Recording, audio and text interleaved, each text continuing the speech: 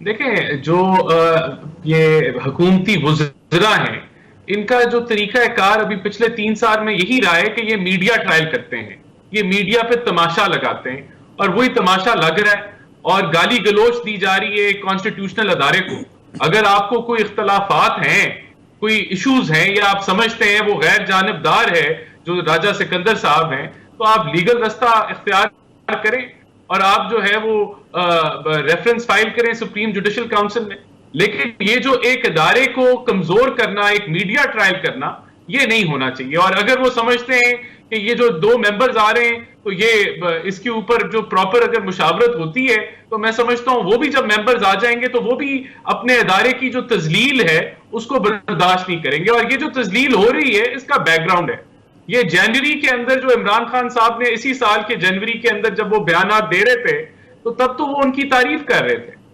आपने वो लेटर भी दिखाया मीडिया ने कि जिसमें इनको एक अपराइट जो है ऑनेस्ट और हार्ड वर्किंग ऑफिसर डिक्लेयर किया गया। शेख रशीद साहब ने उनको डिक्लेयर किया, लेकिन ये एकदम से नापसंदीदा कब बने? वो तो कहते हैं, सवाती साहब कहते हैं कि ये पता नहीं बड़े मियां साहब की घड़ी और छोटे मियां साहब की छड़ी या इस किस्म की कोई बात करते हैं। तो इनका कोई खास ताल्लुक है शरीफ खानदान के साथ, जो इस वक्त चीफ इलेक्शन कमिश्नर हैं? पहले स्वाति साहब ने उनके ऊपर इल्जाम लगाया कि ये चोर है, फिर उन्होंने कहा ये रिश्वत लेते हैं, आज उन्होंने कोई नए इल्जाम लगा दिए। अब वो उनको नोटिस चला गया, अब वो अगर उनके पास कोई शवाहिद हैं तो वो साबित कर दें या वो अवाम के सामने रखते हैं कि अगर उनके पास कोई एविडेंस है तो वो बात जो है वो क्लियर हो जाएगी। लेकिन इस तरह खुले इल्जाम लगाना और पीछे कोई बात भी ना होना, मैं समझता हूं कि इसकी वजह यही है कि जब ये डस्का की चोरी करते हुए पकड़े गए, इनके जब वो इन्होंने अगवा किए जो प्रिजाइडिंग ऑफिसर्स हैं, उस दिन के बाद इनका रवैया चेंज हो गया। और अब यही सुनने में आ रहा है कि रिपोर्ट डस्का की भी तैयार है और फॉरेन फंडिंग केस भी तैयार है और इनको पता है कि ये इनके खिलाफ आने वाली है, तो ये वो माहौल बिल्ड कर रहे हैं जिसके अंदर ये कहें कि ये गैर जानिब। देखें, मैं समझता हूं कि कानून इजाजत नहीं देता। अगर कानून में एक्सटेंशन होती तो हम कहते आप जरूर कर लें, लेकिन ये एक बिला वजह की हुकूमत कंट्रोवर्सी बनाना चाह रही है कि जब एक मुशावरती अमल जो है वो लिखा हुआ है तो आप वो करना शुरू कर दें। और आप क्यों उसको कंटिन्यू करना चाह रहे हैं जो एक कंट्रोवर्शियल फिगर है? जब उनकी वीडियोस लीक हुई तब उनकी एक मैं समझता हूं उसी वक्त उनको अगर कोई होते, कोई एथिक्स मोरालिटी होती तो वो रिजाइन कर जाते। लेकिन उसके बाद आपने देखा कि ना सिर्फ सुप्रीम कोर्ट के जस्टिसेस ने बल्कि हाई कोर्ट के जस्टिसेस ने भी जो लिखा उनके किरदार के ऊपर, नैब के किरदार के ऊपर, उन्होंने कहा कि पॉलिटिकल इंजीनियरिंग हो रही है, नैब एक आला बन गया है, जो है पॉलिटिकल विक्टिमाइजेशन हो रही है, यहां तक कि ह्यूमन राइट्स की वायलेशन हो रही है। ये हमारे अल्फाज नहीं है, ये मुख्तलिफ जस्टिसेस के अल्फाज हैं।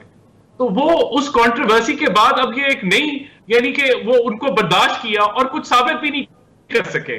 आप ये देखें कि उन्होंने हर हमारे लीडर को डाला जेल में और फिर वो हर बंदा जो है वो वाया जुडिशियल रिलीफ वो बेल लेके बाहर आया। देखें, हुकूमत तो अपने चौथे साल में जिम्मेदारी लेती नहीं नजर आ रही।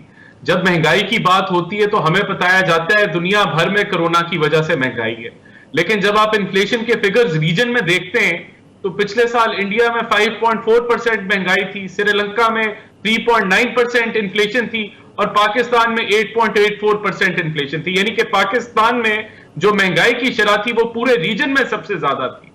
तो डेफिनेटली हुकूमत का इस चीज पे काबू ना पाना एक बहुत बड़ा कंसर्न है पूरी पाकिस्तानी कौम के लिए।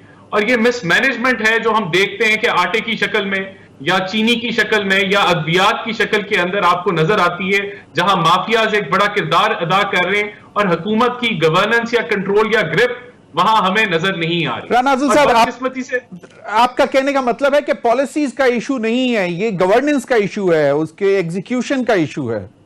नहीं, इसमें दोनों चीजें हैं, पॉलिसीज भी हैं और गवर्नेंस भी है। जहां हमने ये एलएनजी पे जितना आप एक्सपोज हो चुके हैं कि एलएनजी को इन्होंने मिसमैनेज किया, उसकी वजह से सर्कुलर डेट भी बढ़ा और आपका इनसार फर्नेस ऑयल पे ज्यादा रहा।